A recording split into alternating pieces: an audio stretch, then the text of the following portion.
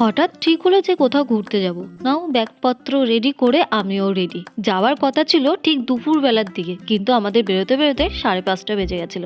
এই যে আমার সঙ্গী, আমার ভাই, আমাদের যেতে যেতে প্রায় 2 ঘন্টা লেগে গেছিল।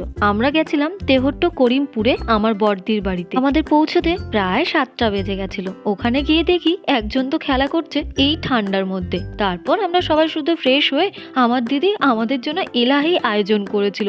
কোনটা ছেড়ে কোনটা খাবো বুঝতেই পারছিলাম না।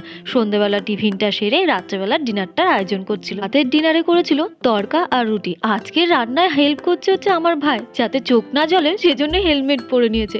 বোঝো কাণ্ড। ওর এই কীর্তি কালাপ দেখে আমাদের তো বেজায় হাসি। রাতের ডিনারটা সেরে আমরা কি করব ভাবছিলাম, তখন সবাই শুধু একটু কোমরটা দুলেই নিলাম। অবশ্যই বুঝতে পেরেছো যে কোন গানে নাচছি। ওখানে গ্লাস ব্যবহার করেছিল, আমি এখানে বোতল দিয়েই কাজটা সেরে দিলাম। আজকের মতন এখানেই টাটা, আবার দেখা হবে।